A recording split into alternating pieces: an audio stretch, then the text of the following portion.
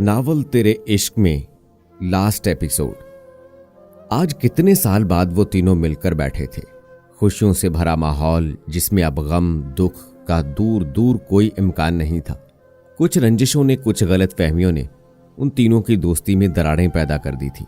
लेकिन वो कहते हैं ना, जब दोस्ती का रिश्ता जान से बढ़कर मजबूत हो तो ये कभी नहीं टूटता, चाहे दुनिया की लाख मुश्किलात उस पर आ जाएं। ये एक ऐसा रिश्ता है जो दुख में भी सुख में भी शरीक होता है। ज़रियाब, अलीज़े और अशर आज तीनों के चेहरों पर एक खुशी का समा था। तीनों के दिल में एक खुशगवार और अच्छे लम्हों की आहटें थीं। किसी खुश घड़ी का इंतजार था। तीनों आज अपना सारा गम भुलाकर खुशियों की दुनिया में कदम रखने वाले थे। उनकी जिंदगी में जो कुछ भी हो चुका था वो भुलाया तो नहीं जा सकता था, लेकिन भूलने की कोशिश की जा सकती थी। अलीज़े प्लीज थोड़ी डालना कोक, तुम्हें पता है मैं ज्यादा नहीं पीता। अरे वाह, अभी से तैयारियां शुरू कर दी शादी की। अलीज़े ने अशर की तरफ मुस्कुराते हुए देखा जो ज़रियाब के पहलू में बैठा। बिल्कुल सही कहा अलीज़े तुमने। उसने अब कहां कोक पीनी है। ज़रियाब ने भी बात को खींचा। बकवास बंद करो तुम दोनों, ऐसी कोई बात नहीं है। तुम दोनों जो सोच रहे हो मैं अच्छे से समझता हूं। और हां, तुम दोनों ने क्या पूरी उम्र कमारे रहना है या शादी भी करनी है तुम दोनों ने? अशर ने भी उन दोनों को तंज का निशाना बनाया।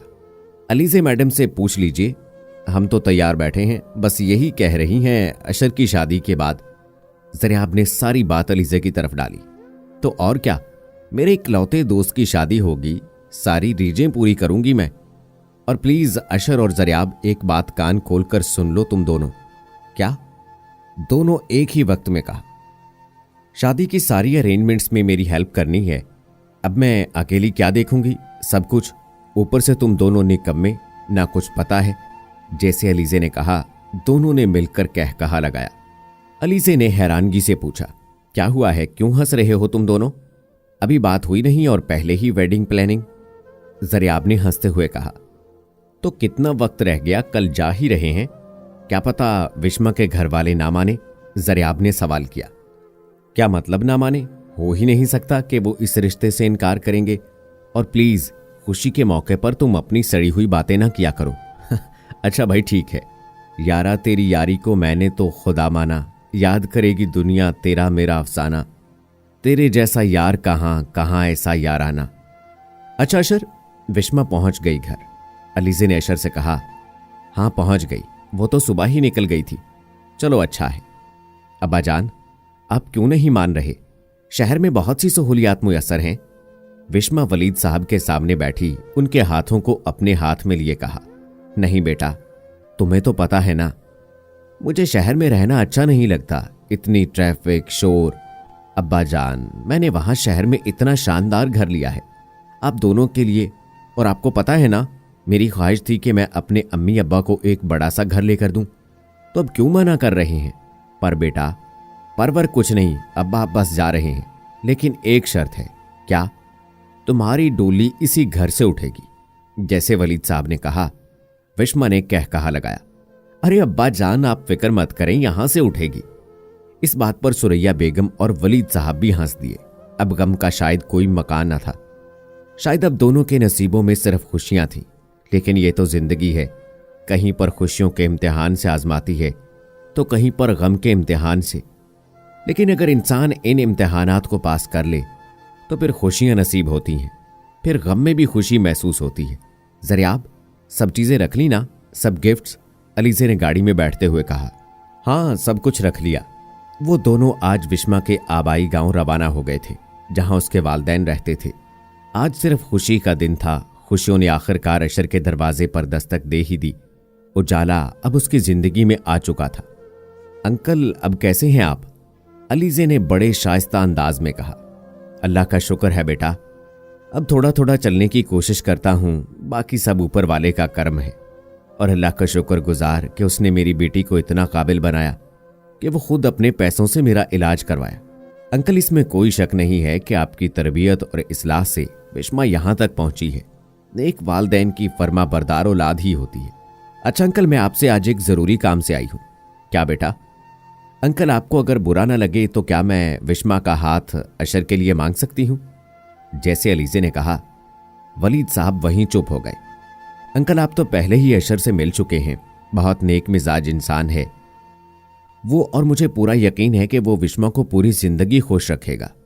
अलीज़े ये कहकर चुप हो गई। ज़रियाब और अलीज़े अब जवाब के मुंतज़िर थे। मेरे लिए, जैसे वलीद साहब ने कहा, अलीज़े का दिल धड़का। मेरे लिए इससे ज्यादा खुशी की बात नहीं होगी कि मैं अपनी बेटी का हाथ एक काबिल यकीन और नेक इंसान के हाथ में दे रहा हूं। हमें और सुरैया बेगम को इस रिश्ते से कोई एतराज नहीं है। जैसे वलीद साहब ने कहा, अलीज़े और ज़रियाब के चेहरों पर खुशी की लहर दौड़ी। फिर इस बात पर मुंह मीठा करें, वो रो रही थी, उसकी आंखों से बड़े आंसू टपक रहे थे।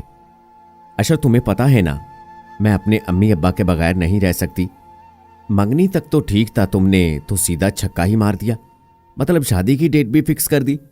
देखो विश्मा, मुझे खुद अलीज़े ने अब आकर बताया है कि वो अगले मंथ की डेट फिक्स कर आई है। अब इसमें मैं क्या कर सकता हूं? मुझे पता है तुम्हारे दिल में जो लड्डू फूट रहे हैं फिलहाल ऐसा कुछ नहीं हो रहा, खुद ही तो कहा था अगर कामयाब हो गए तो सीधा बारात ले आना। अरे वो तो मैंने सिर्फ एक डायलॉग बोला था, तुम तो वाकई सीधा बारात ही ले आए। अच्छा अब रो मत, मैं अपनी होने वाली बीवी को ऐसे रोता हुआ नहीं देख सकता। हाय प्लीज अशर, मुझे ये होने वाली बीवी कहो। अशर इस बात पर जोर से कहकहा लगाया। शादी की तैयारियां जोरों शोर पर थीं, हर तरफ खुशियों का समा था, फिजा में खुशबुओं की लहरें थीं, सबके चेहरे पूर्णम थे। ज़रियाब, ज़रियाब, अलीज़े नीचे खड़ी ज़रियाब को आवाज लगा रही थी। वो सब अशर के घर ही थे। शादी की तैयारियों के बायस उन्हें वहीं रहना पड़ा। हाँ अलीज़े, वो सीढ़ियां उतरते हुए नीचे आया। अशर कहाँ है? क्या मतलब कहाँ है? ज़रियाब ने आगे से सवाल कर दिया। मैं तुमसे पूछ रही हूं कहाँ है वो? अलीज़े गुस्से से बोली। वो ज़रियाब अटका। ये अटक क्यों रहे हो? सीधी तरह बताओ कहाँ है अशर? अलीज़े, वो अशर ऑफिस है। क्या ऑफिस? खुदा का खौफ करो ज़रियाब, मैंने तुमसे कहा था ना कि आज उसे ऑफिस नहीं जाने देना। उसके ड्रेसेस के बारे में डिस्कस करना था, लेकिन तुमने क्यों जाने दिया उसे? वो कह रहा था मैं जल्दी वापस आ जाऊंगा और तुमने यकीन कर लिया। शादी सर पर है और तुम दोनों नवाबों की तरह टांग पर टांग धरे बैठे हो। एक काम कहा था वो भी नहीं हो सका तुमसे। यार मैंने कोशिश तो की थी। अच्छा वो मैंने वेडिंग इनविटेशंस कार्ड फाइनल किया है, वो तुम दे आओ और उन्हें कहना बिल्कुल ऐसे ही हूं। अलीज़े ने जल्दी से कार्ड का सैंपल ज़रियाब को पकड़ाया। वो बहुत पुरजोश थी अशर की शादी के लिए। अशर के ना कहने के बावजूद वो हर चीज कर रही थी। जैसे ज़रियाब जाने लगा था कि ऊपर से विश्मा आई।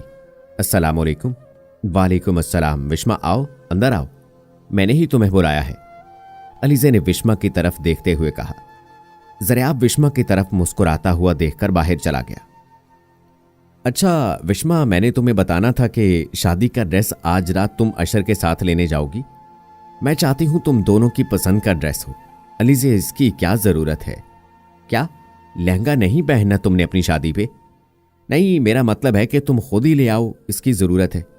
नहीं जरूरत है, इसलिए तो कह रही हूं। और सुरैया आंटी को मैंने कॉल कर दी है, वो कह रही हैं कि साथ ड्रेस के अशर का ड्रेस ले लेना, मैचिंग हो। अलीज़े बोलती जा रही थी। विश्मा चुप मुस्कुराती उसकी बातें गौर से सुन रही थी। नहीं नहीं रानिया, अलीज़े प्लीज ऐसा मत करो। मैं नहीं, हरगिज नहीं, तुम्हें तो पता है ना मुझे नहीं पसंद। ये वो भाग रही थी पूरे घर में। रानिया और अलीज़े उसके पीछे थी। विश्मा, हील वाला जूता तुम्हें तो पहनना पड़ेगा, अगर पहनोगी नहीं तो चलोगी कैसे? रानिया ने बुलंद आवाज में कहा।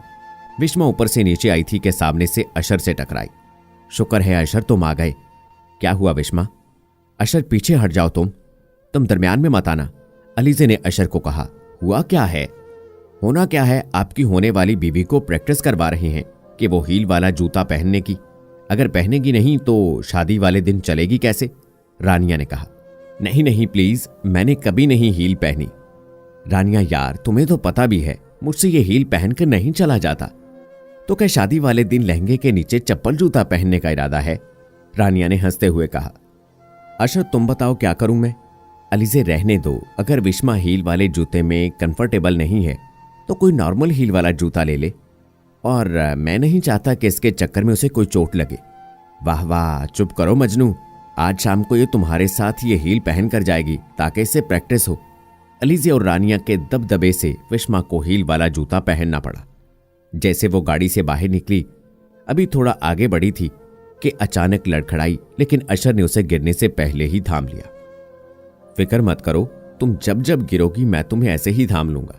थैंक्स, विश्मा ने मुस्कुराते हुए कहा। अशर ने विश्मा का हाथ मजबूती से पकड़ लिया और दोनों शॉपिंग मॉल की जानिब बढ़े। वो दोनों इकट्ठे बहुत प्यारे लगते थे, एक परफेक्ट कपल की तरह। सारी शॉपिंग करने के बाद वो इकट्ठे बैठे रेस्टोरेंट में खाना खा रहे थे। अशर, मैंने तुमसे एक बात करनी है, विश्मा ने संजीदगी से कहा। क्या? वो अशर, मैं चाहती हूं कि शादी के बाद मैं अम्मी अब्बा को अपने साथ रखना चाहती हूं, क्योंकि मुझसे बेहतर उनका ध्यान कोई नहीं रख सकता। हाँ जरूर, बल्कि मैं भी तुम्हें यही कहने वाला था। वैसे भी मुझे अच्छा लगेगा अगर अंकल आंटी इकट्ठे हमारे साथ रहेंगे। थैंक यू, विश्मा ने मुस्कुराते हुए कहा। It's okay. हाय, मैं दुल्हन बनूंगी। घूंघट में मुंह छुपाए मासूमों की तरह चेहरा बनाए एक जगह पर टिक कर बैठना? नहीं नहीं, मुझसे ये नहीं होगा। रानिया, कितना मुश्किल है ये। बस कर दो विश्मा, अपनी ये फजूल बकवास बंद रखो। तुम 3-4 घंटे की बात है, अपनी जुबान को ताला लगा लेना, फिर चाहे बाद में अशर का सर खा जाना। मैं तो इतना नहीं बोलती। हाँ वाकई तुम इतना तो नहीं बोलती, रानिया ने तंज किया। अच्छा, दूध पिलाई मैं ही करूंगी, रानिया ने विश्मा की तरफ देखते हुए कहा। क्यों, तुम क्यों करोगी? वो भी मैं ही करूंगी, तुम्हारी कोई जरूरत नहीं। अस्तगफिरुल्लाह, तौबा, पहली ऐसी दुल्हन देखी है जो दूध पिलाई खुद करेगी। अल्लाह बचाए तुम्हारी हरकतों से। क्यों, तू क्यों जल रही है? मैं क्यों जलूं, वो भी तुमसे? अच्छा अब मारना, तुम ही कर लेना मेरी स्वीट फ्रेंड। दिन करीब आ गए। आखिर वो भी दिन आ ही गया जब विश्मा अशर गिलानी की जिंदगी का हिस्सा बनने जा रही थी। आज वो अपनी सारी जिंदगी अशर गिलानी के साथ बिताने वाली थी। निकाह दस्तखत ने उन दोनों के रिश्ते को और मजबूत कर दिया और विश्मा वलीद से वो मिसेज अशर बन गई। विश्मा और अशर के बहुत कहने के बावजूद भी वलीद साहब और सुरैया बेगम उनके साथ रहने पर नहीं माने थे। इसलिए विश्मा ने उनकी सहूलियात के लिए घर में नौकर रख दिए जो उनकी अच्छी देखभाल कर सके। वो शादी के जोड़े में किसी हूर की मानद लग रही थी। अशर की निगाह से तो बयान नहीं हो सकता था। हर तरफ बैंड बाजा और खुशियों का समा था। अलीज़े और जरियाब ने अशर के अहले खाना के तौर पर सारी रस्में बहुत अच्छे तरीके से अदा की। तौबा, इतना भारी है ये। वो कमरे में बैठे शाने उचकाए दिल में बातें कर रही थी। चाहे जो भी हो जाए अशर, मैं अब तुम्हें कभी भी फिर अंधेरे की तरफ जाने नहीं दूंगी। मेरी बातें चाहे तुम्हें कैसी भी लगे, मैं जिंदगी भर तुम्हारे लिए ऐसी बातें करती रहूंगी। वो भी इन्हीं सोचों में गुम थी कि कमरे का दरवाजा खुला। जैसे अशर कमरे में दाखिल हुआ, वो वहीं खड़ा हो गया। जालीदार दुपट्टे से विश्मा अशर को देख सकती थी। हाय हाय, 10 मिनट हो गए हैं, इसे क्या हो गया है? वहीं मंजमद हो गया। कहीं मुझे छोड़ने? नहीं, इतनी गर्मी लग रही है इस पल्लू में, लेकिन हस्बैंड साहब आएंगे तो ये पल्लू उठेगा। 10 मिनट से ज्यादा टाइम हो गया। आखिरकार विश्मा के सब्र का पैमाना लबरेज हुआ। उसने जल्दी से खुद ही पल्लू अपने चेहरे से हटाया। हद होती है विश्मा, इंतजार नहीं कर सकती थी क्या? मैं इंतजार करती और आप तब से वहीं बुत बने खड़े मुझे देखे जा रहे थे। ऊपर से ये इतना भारी, तो मैं क्या करती? जैसे विश्मा ने कहा, अशर मुस्कुराया। वेलकम मिसेज अशर, आप आज से मेरी हुई। अशर ने अपनी पॉकेट से रिंग निकाली और विश्मा के हाथ में पहनाई। Diamond ring. हाँ, सिर्फ तुम्हारे लिए, क्योंकि मेरी जिंदगी में सबसे कीमती तुम हो। मैं दूसरे आशिकों की तरह ये तो नहीं कहूंगा कि मैं तुम्हारे लिए चांद तारे तोड़ ले आऊंगा, लेकिन मैं तुमसे वादा करता हूं, मेरी जब तक सांसें चलेंगी मैं तब तक तुम्हारा साथ दूंगा, चाहे वो फिर खुशी हो या गम। क्या तुम इस सफर में मेरी शरीक हयात बनकर साथ दोगी? अशर ने यह कहते हुए अपना हाथ आगे किया। विश्मा ने मुस्कुराते हुए सर हिलाया और अशर के हाथ में अपना हाथ रखा। वैसे अशर, तुम मेरे लिए चांद तारे क्यों नहीं ला सकते? मतलब मुझे पता था कि नहीं लाए जा सकते, लेकिन बंदा दिल रखने के लिए ही बोल देता है, लेकिन तुमने साफ कह दिया। अच्छा, जब तुम्हें चांद तारे की जरूरत पड़ेगी फिर तब सोच लेंगे। वैसे मैं भी सोच रहा था कि क्यों ना अब मैं न्यू सेक्रेटरी रख लूं। अच्छा, फिर दूसरी बीवी का इंतजाम कर लीजिएगा। जैसे विश्मा ने कहा, अशर और विश्मा इकट्ठे हंस दिए। वो सबसे अलग थे, एक दूसरे के दर्द को समझने वाले। अभी बात अशर के दिल में होती थी कि विश्मा पहले से ही समझ जाती थी। अशर के लिए जिंदगी अब एक नेमत से बढ़कर नहीं थी। वो अब अपनी जिंदगी में विश्मा के साथ बहुत खुश था। विश्मा और उसकी बातें आज भी वैसी ही थीं। आज भी वो अशर को उतना ही हंसाती थी। वक्त गुजरता गया, पानी की तरह बहता गया। अलीज़े और ज़रियाब भी शादी के एक सुहाने बंधन में बन चुके थे। आज भी वो सब इकट्ठे अपनी खुशी मिलकर मनाते। 3 साल बाद। कुछ भी नहीं है ये जहां, तू है तो है इसमें जिंदगी, अब मुझको जाना है कहां, कि तू ही सफर आखिरी, कि तेरा भी जीना मुमकिन नहीं। ना देना कभी मुझको तू फासले, मैं तुझको कितना चाहती हूं कि तू कभी सोच ना सके, कि तेरे लिए दुनिया छोड़ दी है, कि तुझ पे ही सांस आके रुके, मैं तुझको कितना चाहती हूं कि तू कभी सोच ना सके। आज अशर और विश्मा की वेडिंग एनिवर्सरी थी। उसको गाने का शौक था और आज वो अशर के लिए गाना गा रही थी। सबके चेहरे पर खुशी थी। अशर सामने बैठा विश्मा को देख रहा था। वो आज भी उतनी ही खूबसूरत थी जितनी वो पहले थी। अगर मुझे तुम कहीं मिले ना तो मैं तुम्हें मार दूंगी, वो भी जान से। उसे विश्मा की सारी बातें याद आ गईं। मामा ये डॉल क्यों नहीं बोलती? क्योंकि बेटा ये हमने खुद बनाई है और ये बेजान है। नहीं मामा, दिखती तो हमारी जैसी है ना। हाँ मेरी प्रिंसेस, लेकिन जो चीज अल्लाह बनाते हैं सिर्फ वही जानदार होती है, और ये डॉल्स हमने खुद बनाई हैं। मामा फिर डॉल्स अल्लाह क्यों नहीं बनाते? बनाते हैं ना डॉल, आप हमारी डॉल ही हो। तो मामा मैं तो बोलती हूं फिर, क्योंकि आपको अल्लाह ने बनाया है। मामा मेरा एक और क्वेश्चन है। जैसे मरियम ने कहा, ऊपर से अशर आ गया। अगला क्वेश्चन बाबा से पूछो। अशर सुबह से मेरा सर खपा दिया है, खुद तुम तो चले जाते हो, आखिर बेटी किसकी है? देखा ना, पता चला ना, ऐसे ही मुझे होता था जब तुम इतना बोलती थी। अशर ने हंसते हुए कहा, हाँ हाँ उड़ा लो मजाक, जैसे तुम तो बड़े खामोश सिफ्त इंसान थे। उनकी बेटी भी बिल्कुल विश्मा पर थी। इतने सारे सवाल पूछने वाली चालाक। बाबा नानो से मिलना है, जैसे मरियम ने कहा। अशर ने उसे अपनी गोद में उठाया। चलो प्रिंसेस, अभी चलते हैं। और यूं उनकी हंसी खुशी जिंदगी गुजरने लगी। तो दोस्तों, ये था हमारा नावल तेरे इश्क में। उम्मीद करता हूं आपको पसंद आया होगा। अगर आप कोई और नावल देखना चाहते हैं तो कमेंट बॉक्स में जरूर बताइएगा। मुझे आपकी राय का इंतजार रहेगा। मिलते हैं अगली वीडियो में, तब तक के लिए अल्लाह हाफिज।